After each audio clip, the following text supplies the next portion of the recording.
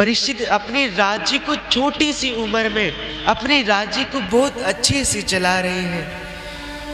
पर एक दिन जब अपने राज्य में परीक्षित जी घूम रहे थे तो देखते कि मेरे राज्य में एक पापी व्यक्ति गौ माता और बैल को डंडे से मार रहा है। परीक्षित जी को बड़ा क्रोध आया। तलवार को निकालकर जैसे ही उसे मारने के लिए दौड़े, अब वो दुष्ट व्यक्ति परीक्षित जी के चरणों में लेट गया, कहने लगा मुझे क्षमा कर दीजिए। परीक्षित जी कहने लगे मैं तुझे क्षमा तो कर दूंगा, पर तू मेरे राज्य में आकर तू गौ माता को और बैल को क्यों मार रहा है? कौन है तू? अपना नाम बता। वो काला व्यक्ति कहने लगा कि मेरा नाम है कलयुग। मैया जी, जो बैल है ना, बैल के 3 पैर नहीं है और बैल का केवल 1 पैर है, जो धर्म है। इस दृष्टि में मैया जी तो दान पुण्य है, जो दया है, जो तपस्या है। अब तपस्या भी इस धरती पर बहुत कम हो गई है। पहले के युगों में बहुत तपस्या होती थी, हर व्यक्ति के घर में तपस्या होती थी, हर व्यक्ति के घर में नाम जपते थे। पहले के युग में बहुत यज्ञ होते थे। अब के युग में यज्ञ बहुत कम होने लगे। अब के युग में तपस्या भी बहुत कम होने लगी, भगवान का नाम भी बहुत कम लेने लगे। और कुछ व्यक्ति है जो भगवान का नाम लेते हैं, जो अपने धर्म पर चलते हैं। उन्हीं व्यक्तियों के कारण ये धर्म का जो पैर है ये टिका हुआ है।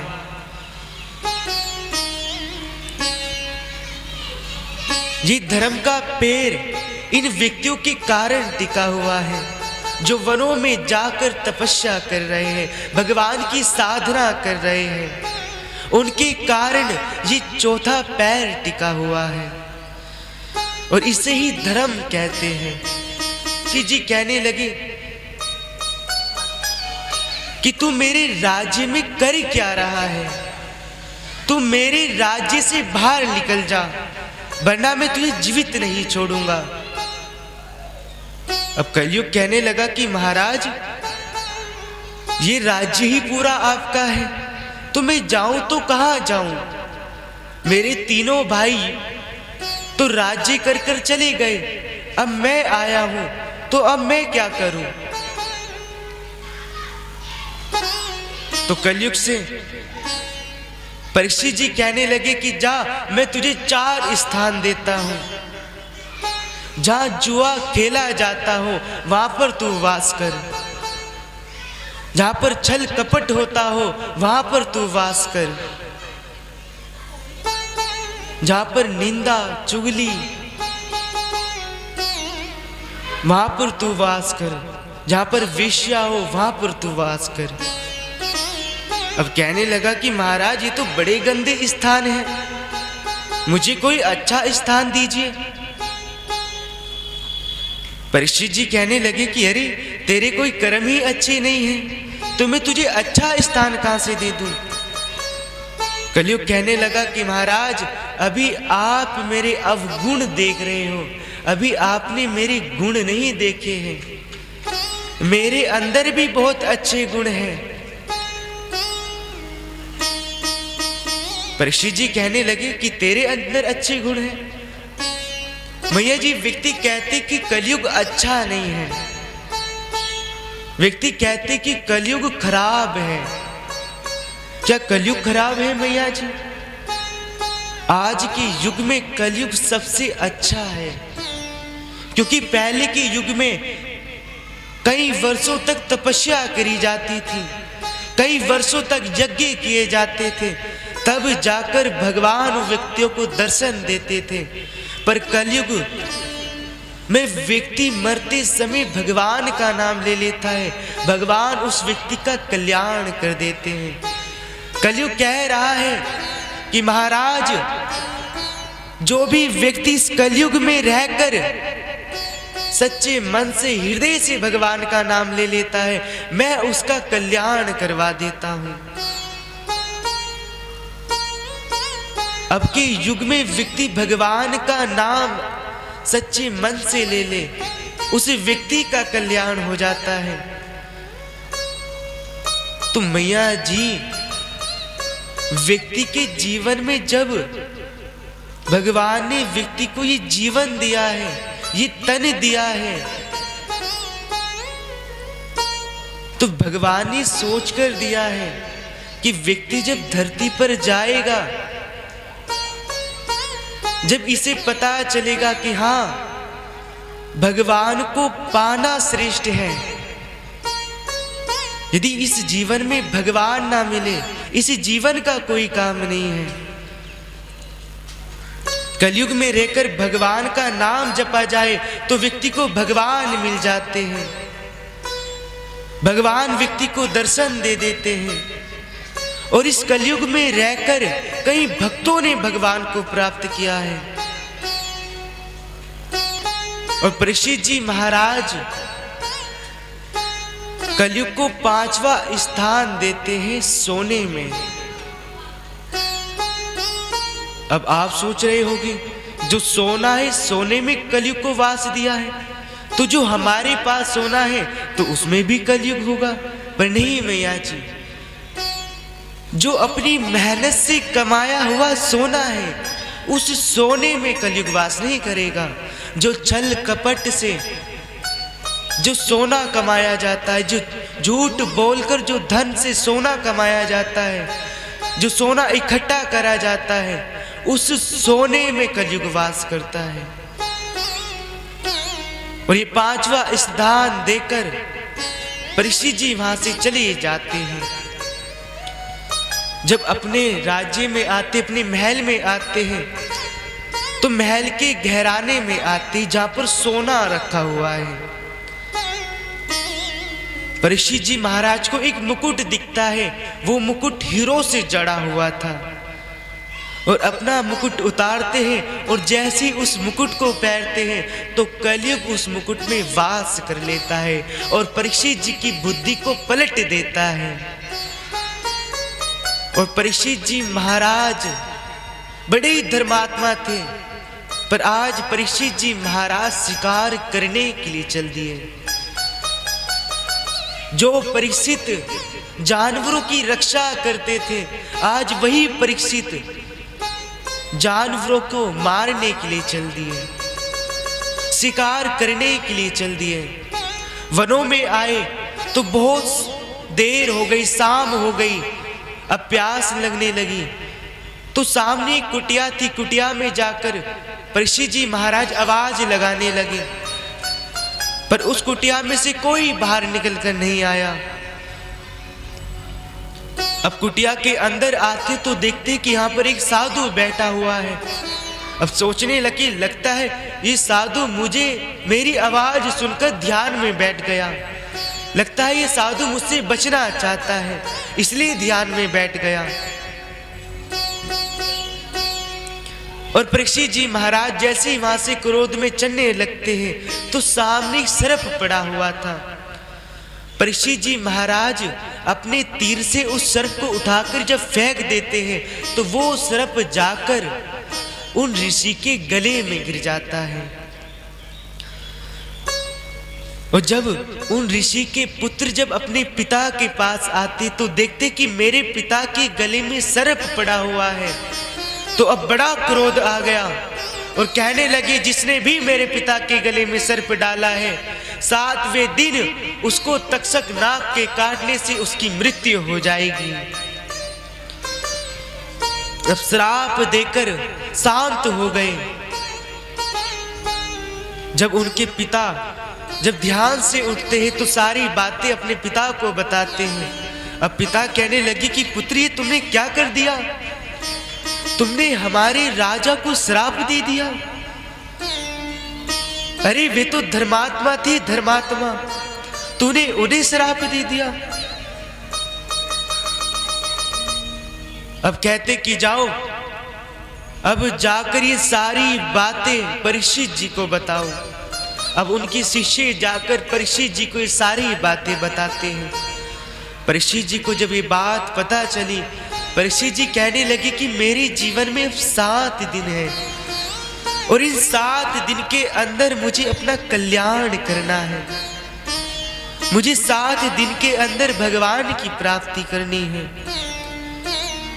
और परीक्षित जी महाराज एक सिंहासन को उठाते हैं और सिंहासन को लेकर वहां से एक गंगा के किनारे आ जाते हैं। और जो वहां पर संत थे, उन संतों से जाकर परीक्षित जी महाराज कहने लगे कि महाराज, जिस व्यक्ति की 7वें दिन मृत्यु होने वाली हो, उस व्यक्ति की मुक्ति का उपाय क्या है? अब कोई भी जवाब नहीं दे पाया। अब परीक्षित जी महाराज उदास हो गए और उदास होकर भगवान से कहने लगे कि प्रभु, जब आपने मेरी गर्भ में आकर मेरी रक्षा करी, आज मेरे जीवन में कष्ट आ गया, आज मेरे जीवन में दुख आया है, प्रभु क्या आज मेरी रक्षा नहीं करोगे? क्या आज मेरा दुख दूर नहीं करोगे?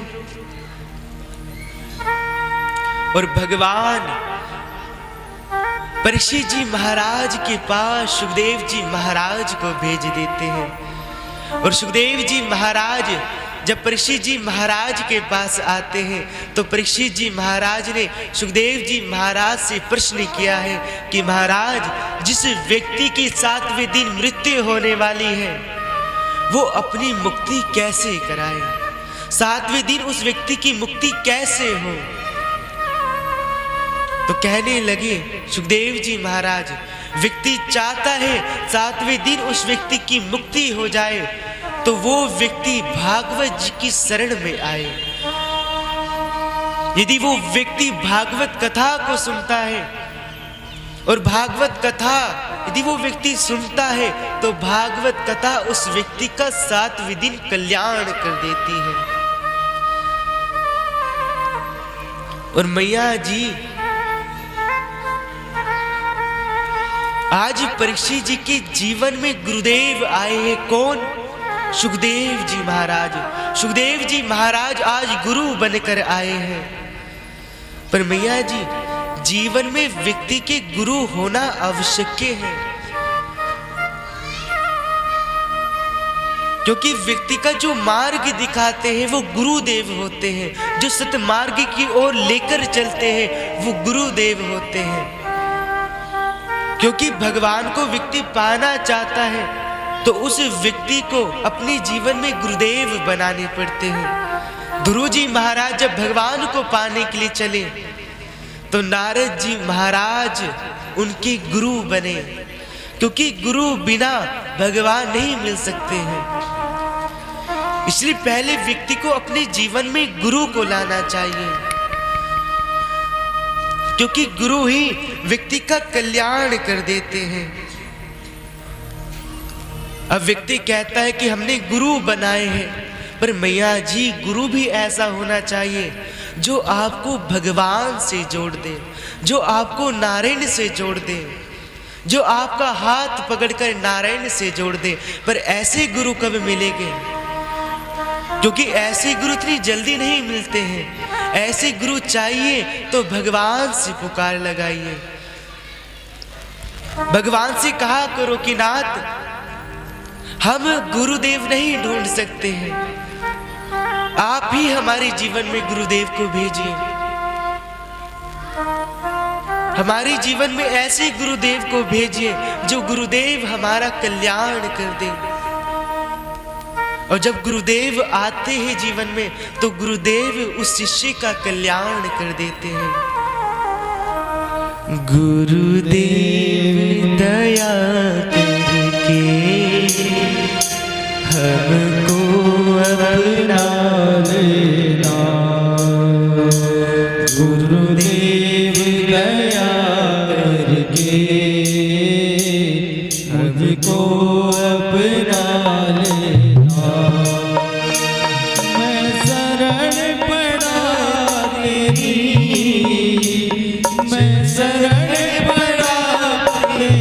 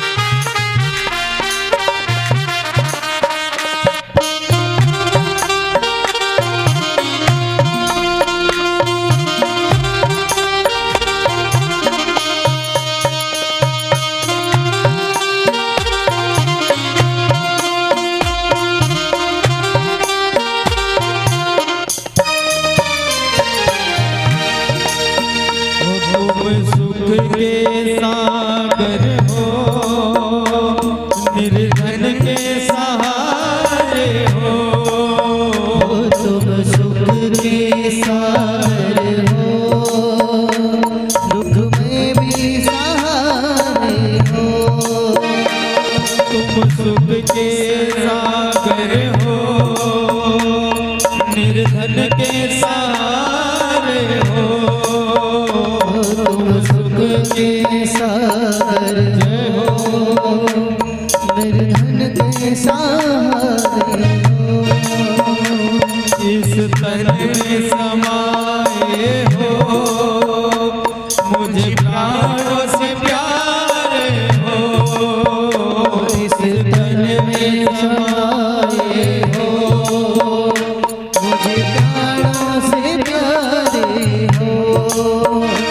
नित्यमाला जपो तेरी, नित्यमाला जपो तेरी, हो नहीं दिल से भुला देना। गुरुदेव दया करके मुझको, सभी को बोलना है, हो गुरुदेव दया करके मुझको अपना लेना।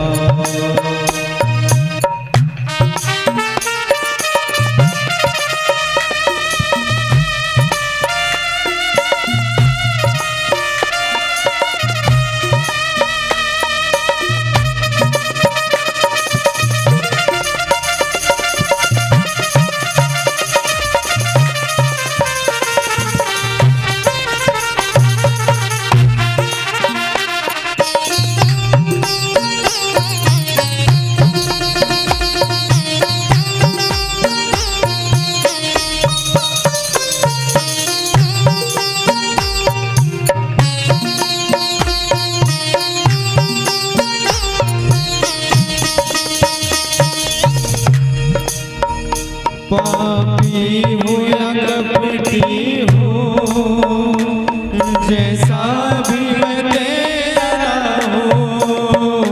पापी हूँ मैं कठिन हूँ, जैसा भी हूँ तेरा हूँ।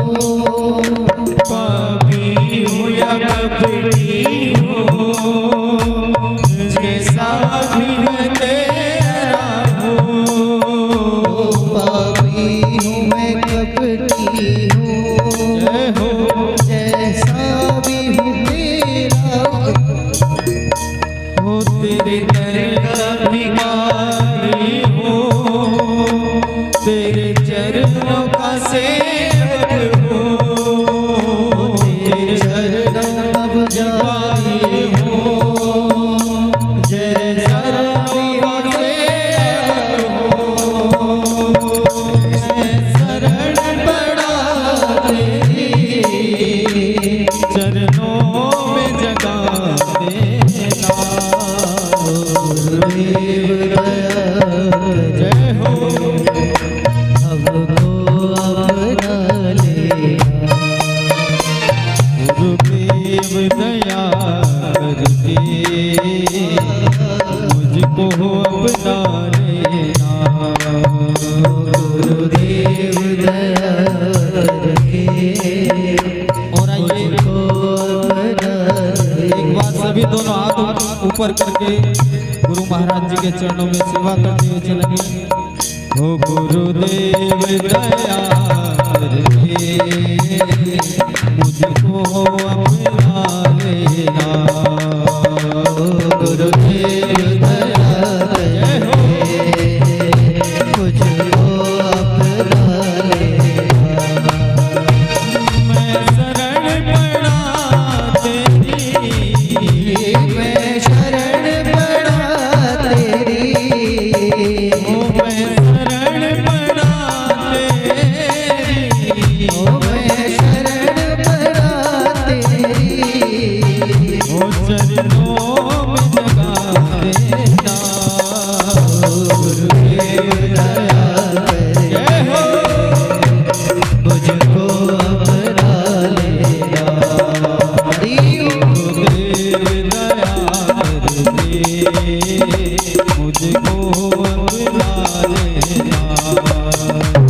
गुरुदेव दया रे जय हो गुरुदेव महाराज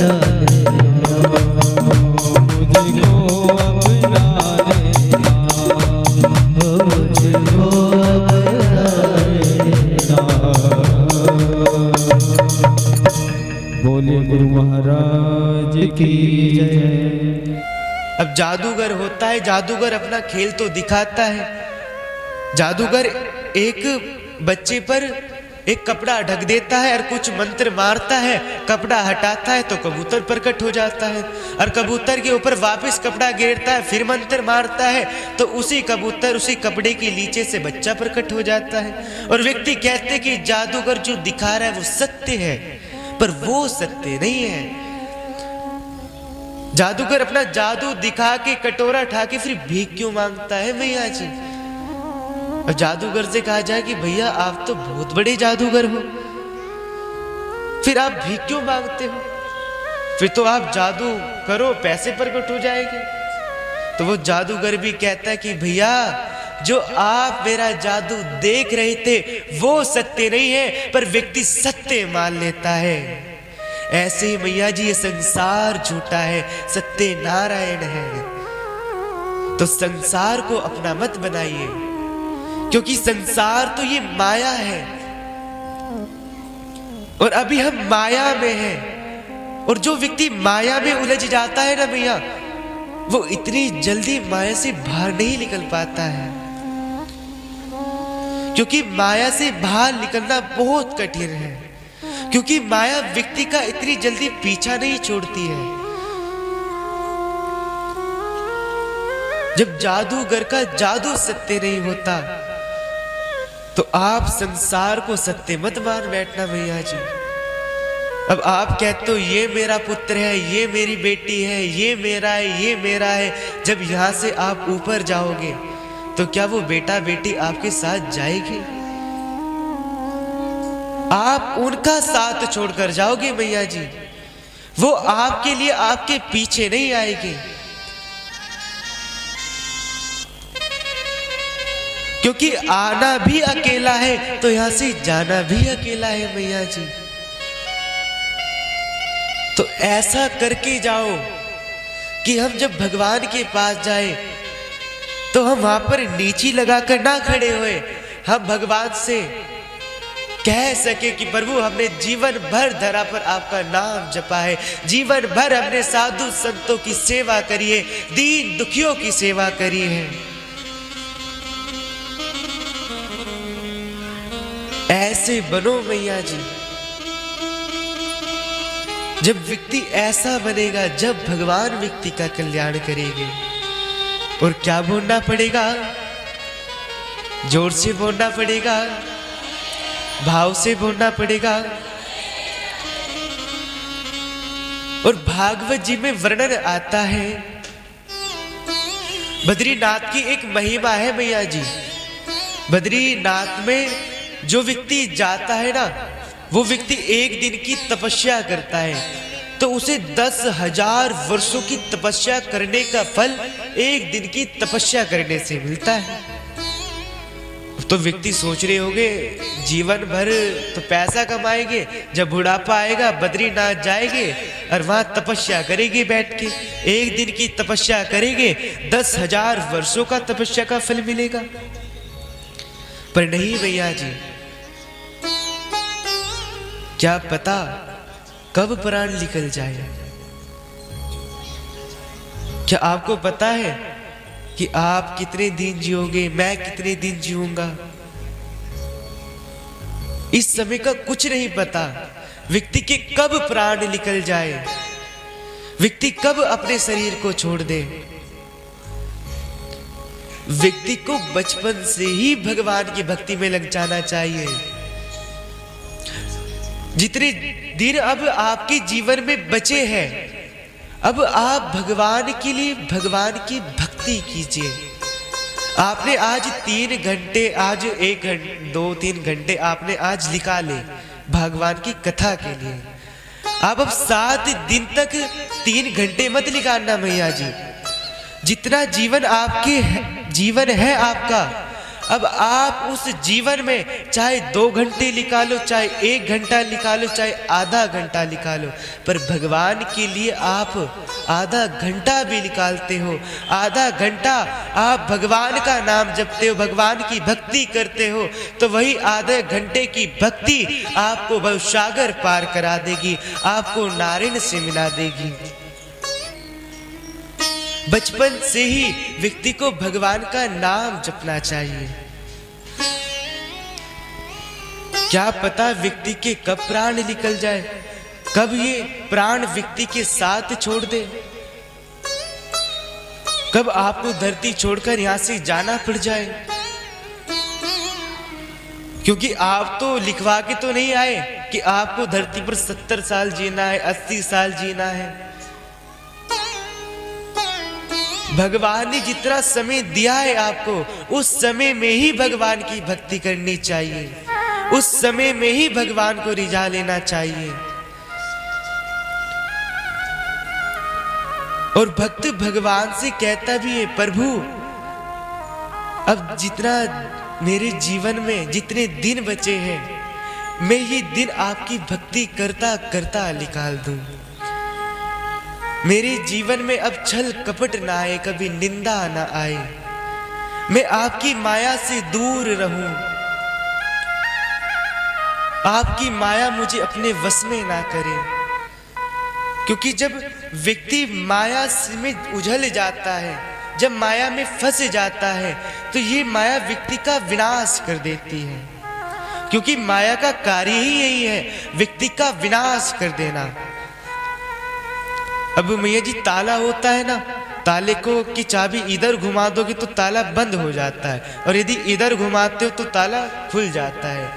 तो ये मन आपके कंट्रोल में है। यदि संसार में लगाना है, माया में लगाना है, तो आप अपने मन को खुद माया में लगा सकते हो। यदि मन आपको नारायण में लगाना है, तो माया से मोड़कर जिस मन को आप नारायण में खुद लगा सकते हो।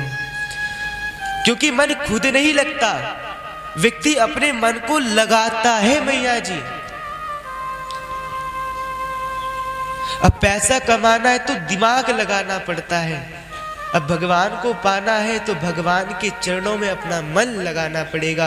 क्योंकि ये मन ही व्यक्ति का कल्याण कर देता है, ये मन व्यक्ति को भवसागर पार करा देता है, ये मन व्यक्ति का उद्धार कर देता है। और भगवान कहते भी है, यदि तू मुझे पाना चाहता है तो अपना मन मुझे दे दे। गोपियों ने अपना मन भगवान श्री कृष्ण को दे दिया था मैया जी, तो आप भी अपना मन भगवान को दे दीजिए, अपने आप को नारायण को अर्पण कर दीजिए। क्योंकि हमारा कुछ नहीं है मैया जी, सब कुछ नारायण का है। इस संसार में तो हम आए हैं, तो इस मन को भगवान में लगा देना चाहिए। और क्या बोलना पड़ेगा? जोर से बोलना पड़ेगा, भाव से बोलना पड़ेगा।